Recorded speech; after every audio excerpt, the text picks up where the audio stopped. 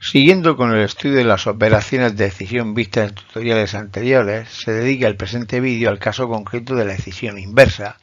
que según la RICAP es aquella operación de decisión en la que los socios de la sociedad escindida van a tomar el control de la sociedad beneficiaria, es decir, la sociedad escindida, que normalmente en una decisión es la adquirida, será la adquirente, y en contrapartida, la sociedad beneficiaria, que normalmente es la adquirente, en este tipo de operaciones de adquisiciones inversas será la adquirida. Si representamos gráficamente una sociedad con dos líneas de negocios, en la que una de ellas se va a entregar a la sociedad beneficiaria preexistente, el negocio 2 en concreto, esta última deberá entregar a los socios de la sociedad escindida las acciones o participaciones correspondientes para pagar dicho negocio escindido. Pues bien, en este caso concreto, esa entrega de participaciones generará que los socios de la sociedad escindida van a tener el control de la sociedad beneficiaria y en consecuencia esta será la sociedad adquirida, mientras que la escindida será la sociedad adquirente. Partiendo de estas premisas, en este tutorial estudiamos en principio la contabilidad referida a la sociedad adquirida o beneficiaria.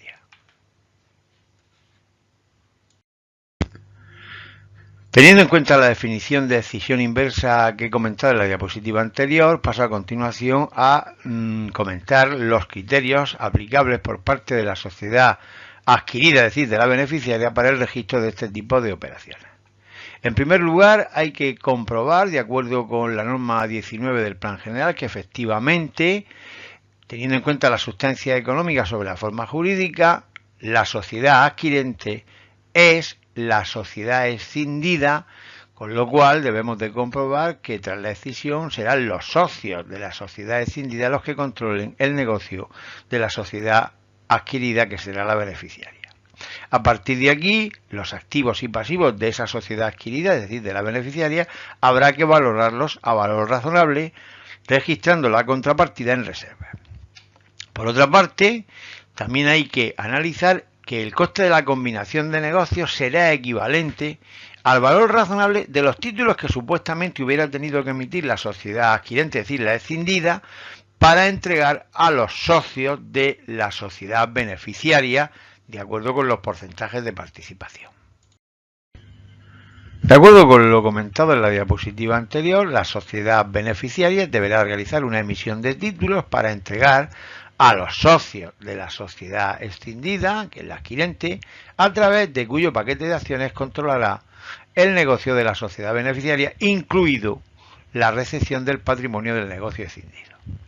Una cuestión a remarcar es la señalada en el artículo 56.2 de la RICAP, que expresamente indica que el resultado de la sociedad beneficiaria hasta la fecha de adquisición deberá ser eliminado de su contabilidad y llevado a la cuenta de prima de emisión o asunción según la naturaleza mercantil de la compañía de que se trate.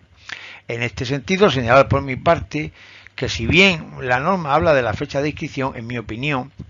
creo que sería más adecuado hacer este apunte en la fecha de adquisición, dado que desde ese momento, cuando el control lo ejerce la sociedad adquirente. En este sentido, así lo corroboraré cuando comentemos los apuntes contables correspondientes. Al hilo de lo anterior, también indica la RICAP en el citado artículo 56.2 que en la fecha de inscripción deberán de recogerse los ingresos y gastos del negocio escindido, que deberán de figurar lógicamente como tales en la sociedad adquirida, es decir, la beneficiaria, en este caso desde el inicio del ejercicio, proponiendo por mi parte que este apunte se lleve a cabo en el momento de recibir el patrimonio del negocio escindido, como comentaré oportunamente.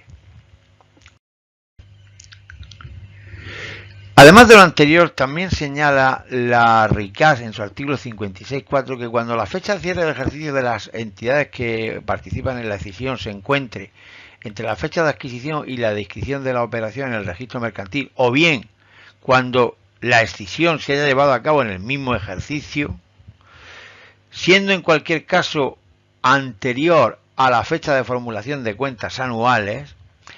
en la fecha de inscripción los ingresos y gastos de la sociedad adquirida, es decir, el resultado de la sociedad beneficiaria, que se haya devengado hasta la fecha de adquisición, no se incluirá en sus cuentas anuales, aunque se deberá de ello de informar en la memoria, lo cual viene a corroborar el comentario que hacía en la diapositiva anterior,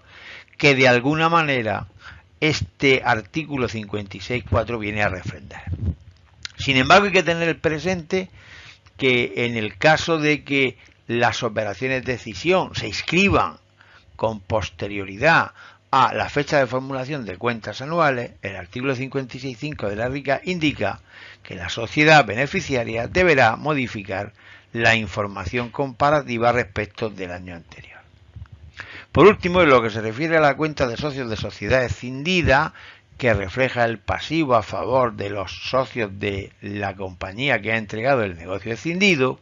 la misma tendrá el mismo movimiento contable que corresponda cuando se trata de operaciones de cesión por creación de nueva sociedad, recogido básicamente en el artículo 55.5 de la RICA. De acuerdo con los criterios contables expuestos anteriormente, se incluyen a continuación los asientos tipo que deberá de practicar la sociedad adquirida beneficiaria en los casos de decisión inversa. En primer lugar, procederá a la reapertura de la contabilidad en la fecha de adquisición y posteriormente deberá de practicar los ajustes que sean procedentes para registrar a valor razonable su patrimonio al tratarse de una operación inversa. Asimismo, deberá de registrar en su caso el fondo de comercio de la operación. Una vez practicados los ajustes por el valor razonable del patrimonio de la sociedad beneficiaria en su calidad de sociedad adquirida, procederá a llevar a prima de emisión el resultado del ejercicio de tales operaciones.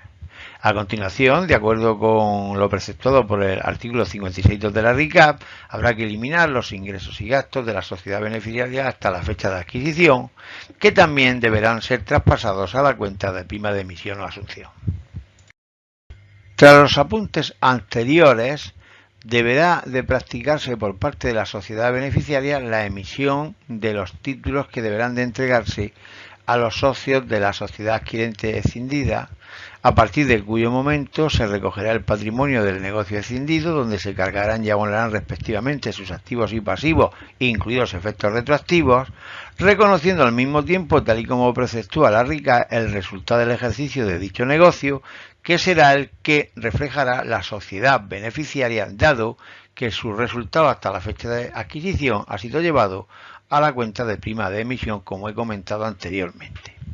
Finalmente se recogerá el correspondiente pasivo a favor de los socios de la escindida por su valor razonable, que deberá de ser ajustado contra la cuenta de prima de emisión, dado que los activos y pasivos del negocio adquirido se habrán recogido a valor contable al tratarse de una decisión inversa. Finalmente, la deuda recogida en la cuenta 5532 se cancelará mediante la entrega de las acciones o participaciones, lo cual implicará a su vez la cancelación de la cuenta 190. Una vez inscrita la operación de escisión en el registro mercantil, procede la capitalización de los títulos emitidos, llevando a la cuenta de capital social su valor nominal y el resto a prima de emisión, quedando de esta forma cancelada la cuenta 194 de capital emitido pendiente de inscripción. Por otra parte, habrá que registrar en su caso los gastos a cargo de la sociedad, llevando a las 623 las minutas de los profesionales que hayan intervenido en la operación y a prima de emisión o asunción o a reservas, en su caso, los derivados de la emisión de títulos, básicamente con abono a tesorería. Y con estos comentarios finalizo este primer tutorial dedicado a la escisión inversa para el caso de la sociedad adquirida beneficiaria, invitando a los interesados a visionar un próximo tutorial donde se pondrá un ejemplo práctico para contrastar lo comentado en este tutorial. Gracias por la atención prestada.